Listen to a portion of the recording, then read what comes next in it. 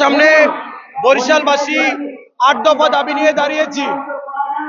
আমাদের এই ৮ দফা দাবি নিয়ে ঢাকার রাজপথে প্রেস ক্লাবের সামনে দাঁড়িয়ে থাকতেও আমাদের লজ্জা হয় যে আমাদের তো রাজপথে দাঁড়ানোর কথা না, এটা তো সরকারের কাজ। এটা তো সরকারের এমপি মন্ত্রী রয়েছে, সচিব রয়েছে, আমলারা রয়েছে, তারা দেখবে যে দেশের কোন জায়গায় কি প্রয়োজন।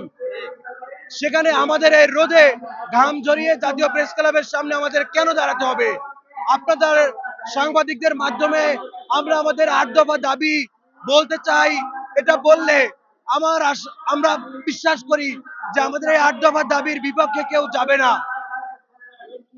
আমাদের বরিশালের মানুষের ৮ দফা দাবি হচ্ছে ভাঙা থেকে কুয়াকাটা পর্যন্ত 6 লেন এবং কুয়াকাটা উন্নয়ন কর্তৃপক্ষ গঠন, বরিশাল ভোলা সেতু, শেরেবাংলা মেডিকেল কলেজকে বিশ্ববিদ্যালয়ে উন্নত করা, নদী ভাঙন রোধে দক্ষিণের সব জেলায় টেকসই বেড়িবাঁধ নির্মাণ, কুয়াকাটা বিমানবন্দর পায়রা বন্দর সচল করা, ভোলায় আবিষ্কৃত গ্যাস দিয়ে ভোলা বরিশাল পটুয়াখালীতে শিল্প কলকারখানা গড়ে তোলা। এখানে আপনারা দেখেন, প্রথমে আমাদের বলা হয়েছে যে ভাঙা থেকে কুয়াকাটা পর্যন্ত 6 লাইন না থাকার কারণে আমাদের কুয়াকাটাতে অনেক টুরিস্ট যায়, মানুষজনের চাপ বেশি হয়, যার জন্য অ্যাক্সিডেন্ট হয়। আমরা মনে করি যদি 6 লাইন না করা হয় এবং এই অ্যাক্সিডেন্ট যদি হতেই থাকে, তাহলে আমি মনে করবো আমাদের ওই প্রত্যেকটা মৃত্যুর জন্য সরকার দায়ী। কারণ আপনি বাজেট দিবেন সারা বাংলাদেশের জন্য, কুয়াকাটার জন্য, বরিশালবাসীর জন্য কেন বাজেট দিবেন না? এবং আমরা কুয়াকাটা উন্নয়ন কর্তৃপক্ষ গঠন, কুয়াকাটা একটা সমুদ্র বন্দর থাকলে সেটা দেখাশোনার জন্য তো সংগঠন দরকার, ম্যান দরকার। এবং কক্সবাজার দেখি যে আমরা বিমানবন্দর রয়েছে, তাহলে কুয়াকাটা কেন বিমানবন্দর নাই? কুয়াকাটা বিমানবন্দর নাই এই জন্য তো কুয়াকাটা উন্নয়ন হচ্ছে না, বিভিন্ন মানুষ ট্যুরে কুয়াকাটা যাচ্ছে না। এবং পায়রা বন্দর, সেখানে সেই পায়রা বন্দরের জন্য বাজেট নাই, 6 লাইনের জন্য বাজেট নাই। শেরেবাংলা মেডিকেল কলেজকে বিশ্ববিদ্যালয় করতে হবে।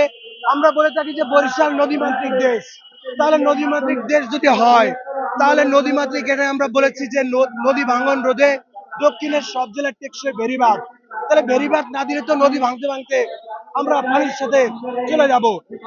দেশের বর্তমান সরকার জনাব তারেক রহমানের কাছে আমাদের অনুরোধ থাকবে, আমাদের চাওয়া পাওয়া থাকবে, এবং আমরা জোরালো কণ্ঠে বলতে চাই যে আপনি আপনার অর্থমন্ত্রীকে, অর্থ মন্ত্রণালয়কে, সড়ক মন্ত্রণালয়কে এবং পরিকল্পনা মন্ত্রণালয়কে আপনি প্রশ্ন করুন যে বরিশালবাসী কি দোষ করেছে?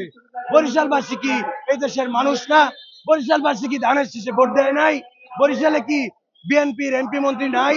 আরে ভাই, আমরা সবাই, তারেক রহমান বলে থাকেন সবার আগে বাংলাদেশ, সবার আগে যদি বাংলাদেশ হয়ে থাকে, তাহলে আমাদের বরিশালের জন্য কেন বাজেট নাই? জনাব তারেক রহমান, তিনি দেশের বাইরে দীর্ঘদিন থেকে আসছেন, দেশের বাইরের সিস্টেম তিনি জানেন। আজকে তার দেশের মানুষ আমরা কেন রাজপথে দাঁড়াবো? উন্নত দেশগুলোতে দেখবেন যে দেশে কোনো কিছু প্রয়োজন হলে সেটা সরকার গিয়ে মিটাই আসে, বাইরের উন্নত দেশগুলোর মানুষ মানববন্ধন করতে হয় না।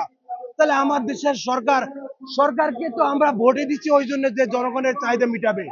সুতরাং দেশের বর্তমান সরকারের কাছে আমাদের চাওয়া পাওয়া থাকবে, আপনি বরিশালের দিকে ফোকাস দিন, আমাদের ৮ দফা দাবি বাস্তবায়িত করুন।